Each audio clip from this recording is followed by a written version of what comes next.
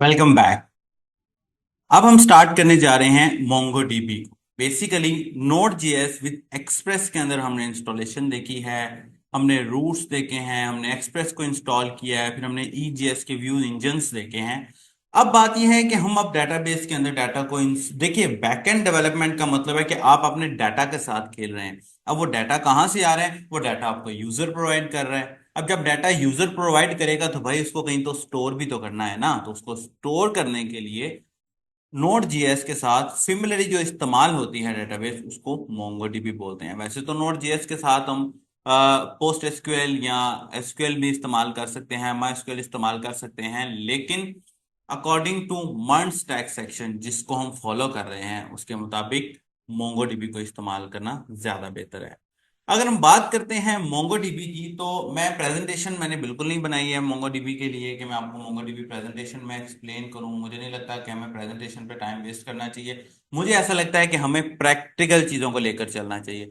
तो मोंगोडीबी की अगर हम बात करते हैं तो मोंगोडीबी एक अनस्ट्रक्चर्ड डेटाबेस है जिसके अंदर आपको कोई क्वेरी नहीं लगानी पड़ती है। मैं आपको थोड़ी सी एग्जांपल इसकी देता हूँ।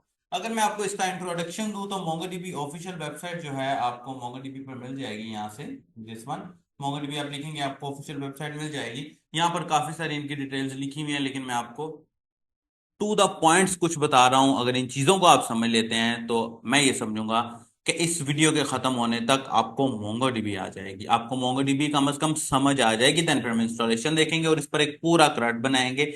देन फिर इसको अपनी नोड जेएस विद एक्सप्रेस के साथ इसके अंदर इंप्लीमेंटेशन भी करेंगे।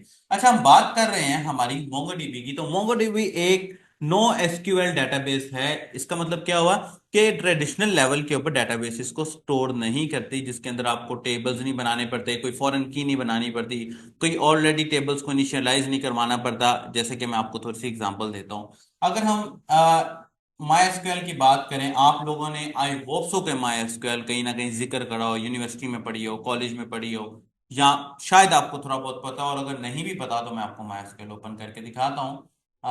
ये देखिए, ये मेरे पास MySQL की एक डेटाबेस है।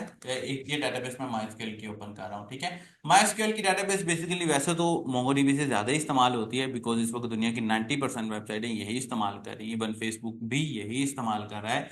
लेकिन हम MongoDB के साथ इस तरह इस वजह से जाएंगे बिकॉज आने वाले फ्यूचर में MongoDB विल बी बेस्ट। हम बात कर रहे हैं हमारे पीएचपी माई एडमिन की। पीएचपी माई एडमिन के अंदर अगर मैं आपको कोई डेटाबेस दिखाता हूं तो यू विल सी दैट कि मोंगो माई स्क्यूएल के अंदर ऐसा होता है कि फॉर एग्जांपल हमने कोई डाटा को स्टोर करवाना है दोस्तों। तो डाटा को स्टोर करवाने के लिए आपको डेटाबेस बनानी पड़ती है सबसे पहले। तो वो डेटाबेस क्या नाम, फॉर एग्जांपल मैं एजुकेशन के नाम से डेटाबेस बना लेता हूँ। अब एजुकेशन के नाम से अगर मैं डेटाबेस बना लेता हूँ, उसके अंदर मुझे स्टूडेंट्स के नाम का एक टेबल बनाना पड़ेगा जिसके अंदर मेरे स्टूडेंट्स का डाटा आएगा। फिर उसके अंदर मुझे कॉलम्स भी डिफाइन करने पड़ेंगे, आईडी, नेम, ईमेल, व्हाट्सएप, ठीक है, जो भी मैंने उससे लेना है। और उसके बाद एजुकेशन एंड उसके बाद सिटी एंड उसके बाद एक्शन एंड सो ऑन। अगर मैं बात करता हूं दोस्तों मोंगोडीबी की, तो मोंगोडीबी आपको इस झंझट से निकाल देती है, ठीक है। अगर मैं यहाँ पर माई स्केल में आपको कोई डेटाबेस दिखाता हूँ, फॉर एग्जांपल ये मैं कोर्स हब के नाम से शायद मैंने प्रोजेक्ट किया था काफी अर्सा पहले। इसकी अगर मैं आपको डेटाबेस दिखाऊं, ये लारावेल का प्रोजेक्ट है जिसका बैकएंड ये है, ये स्टूडेंट्स के नाम से पहचान, ईमेल एड्रेस समथिंग। अब ये देखिए, इसको मैंने प्री डिफाइंड कॉलम्स दे दिए हैं, मैं इसके अलावा इसमें कोई भी डाटा स्टोर नहीं कर सकता। अब मसला मेरे लिए ये आ जाता है कि हो सकता है कि भाई आने वाले वक्त में मेरे पास जो है पहले स्टूडेंट का ईमेल था, उसकी रिसेंट स्टडी नहीं थी, अब मेरे पास रिसेंट स्टडी भी है, तो ये तो मेरे लिए इशू हो गया। अब इसी इशू को रिजॉल्व करने के लिए हमें मोंगोडीबी ने एक अनस्ट्रक्चर्ड डेटाबेस दे दी है। फॉर एग्जांपल मैं आपको दोबारा से एक एग्जांपल देता हूं कि अगर आपने माई में स्टूडेंट्स का डाटा स्टोर करवाना है, तो मान लीजिए मेरे पास ये स्टूडेंट का डाटा है, ईमेल, पासवर्ड, और एक दफा में मैंने स्टूडेंट का, फॉर एग्जांपल स्टूडेंट वन का डाटा मेरे पास इसमें चला गया है, कि जिसमें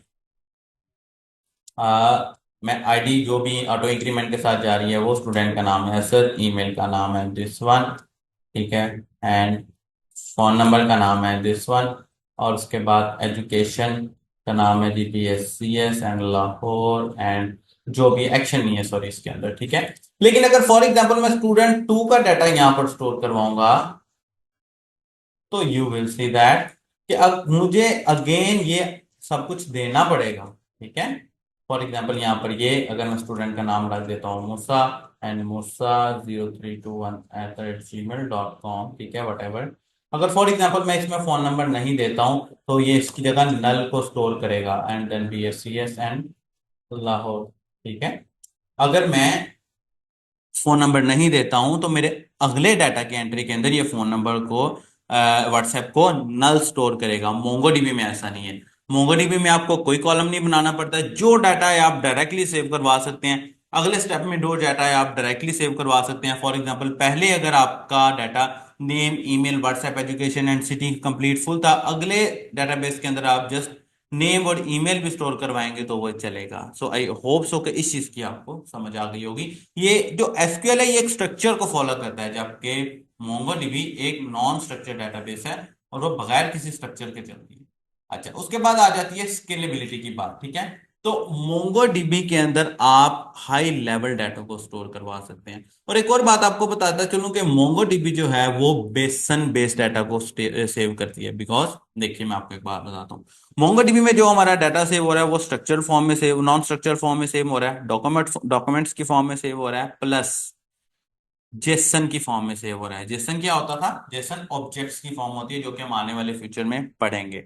ओके, सो अब जेसन की फॉर्म में क्योंकि ये सेव हो रहा है तो मोंगोडीबी ने एक नया स्ट्रक्चर इसको बना दिया है जिसको बेसन बोलते हैं। बेसन का मतलब क्या है? Document based storage. ओके, अब नेक्स्ट अगर स्केलेबिलिटी की बात करें तो मैंने आपको बताया था कि मोंगोडीबी जो है वो मैक्सिमम डाटा स्टोर कर सकती है, और आप मोंगोडीबी को इजीली क्यूरीज आपको लगानी नहीं पड़ती हैं, जस्ट एक फंक्शन लगाना है, आपका डाटा आपको मिल जाएगा, जो कि आने वाले फ्यूचर में हम इसको देखेंगे। तो मोंगोडीबी का इंस्टॉलेशन का प्रोसेस माइस्क्ल से थोड़ा सा डिफिकल्ट है और थोड़ी सी आपको इंस्टॉलेशन के साथ खपना पड़ेगा।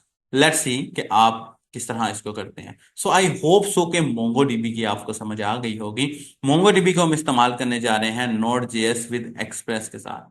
अपना बहुत सारा ख्याल रखिएगा, मिलते हैं हमारी नेक्स्ट वीडियो में। अगर कोई क्वेश्चन है, कोई प्रॉब्लम है, कोई नहीं समझ आई है तो आप कमेंट में पूछ सकते हैं। I will instantly reply you. Okay, thank you so much, God bless you and good bye.